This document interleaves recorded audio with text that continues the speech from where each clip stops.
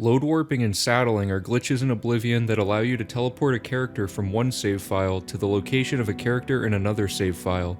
Load warping was discovered by Bubbles Del Fuego, and a variation called saddling was discovered by Havard. This video is intended to be a brief and simple explanation that is readily accessible for speedrunners, since there aren't any dedicated videos thoroughly explaining how to perform this glitch, and the explanations that do exist are buried inside of 30-minute long videos that cover other topics.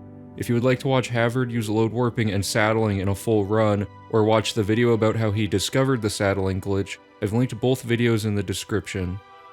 Load warping is performed using two save files. On one save file, go through a door and press escape at the exact same time to bring up your main menu. You will know you set this up right if you hear the door opening sound effect, but you are still in the same room with your main pause menu open. Now, without closing the menu, load a different save file. The save file you load will be the one that spawns on the other side of the door. To illustrate exactly what is happening, here is your first save file. Your character, inventory, quest progress, the location of items you've dropped on the ground, NPCs you've killed, all of that sort of stuff is contained inside of this save file. When you go into a door and press escape at the same time, the game is programmed to run some sort of go through the door code, and has already determined which cell and coordinates to spawn the player at during the next frame of gameplay. However, the pause menu has interrupted it, so by loading another save file before unpausing, the game will still run the go through the door code, but using the new save file instead, resulting in the selected character being teleported to the cell and door coordinates that the first character would have gone to. Here's a gameplay example of the most common application of this glitch in speedrunning.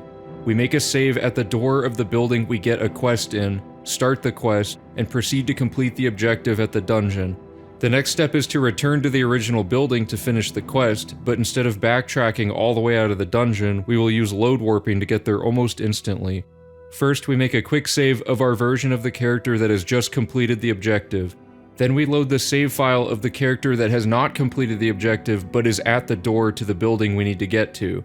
We open our menu on the same frame that we try to go through the door and select the quick save that has completed the objective, placing the right character into the right building to be able to finish the quest.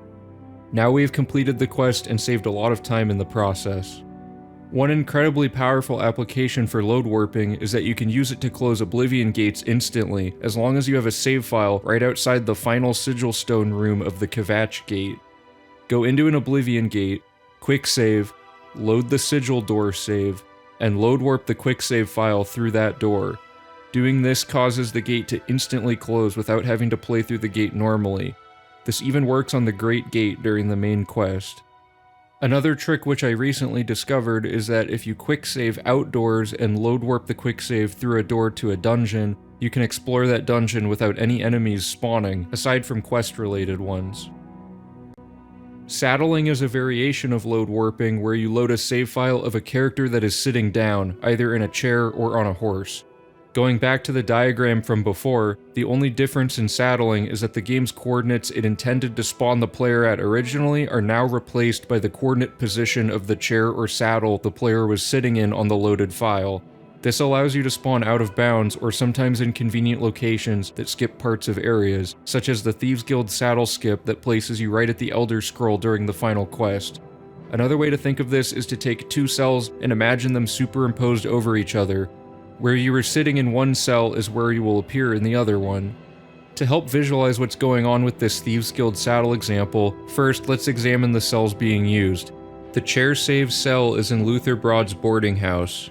The chair's coordinates are 65x, -237y, and -222z. The second cell is the Imperial Palace Library. You can see it as one giant cell that starts you way at the bottom at 1000x, 12000y, and -17000z when you enter the door. All the way up here is the final area with the Elder Scroll. If we travel to the chair coordinates from the chair save, but in the Palace Library cell, we can see we are right inside the room where you get the Elder Scroll. By load warping as we go through the door to the Palace Library and selecting the chair save from Luther Broad's, the game places our older version of our character at the Luther Broad chair coordinates in the Palace Library, allowing us to skip a lot of extra traveling. Load warping and saddling have a few weird behaviors that can prevent the glitch from working properly. In most cases, the load warp will not work properly if you attempt to load warp between two adjacent interior cells, or load warp a character into the same cell it was already in. If you load warp through a locked door that requires a key that the selected save file does not have, the glitch will not work in that case either. If you attempt to saddle outdoors, the game will usually crash trying to warp your character several loading zones away. If you mess up the timing of inputting a load warp and go back through a door to try to set it up again too quickly, sometimes the first door opening sound effect will not be finished yet, preventing you from getting the proper audio cue to know that you activated the load warp correctly, although the glitch will still work if you time it right. Hopefully this explanation helps people better understand what's going on when watching or learning Oblivion speedruns that use load warping and saddling, since these tricks are used all the time in almost every category. If you have found other interesting uses for this glitch, post a comment below. Thank you.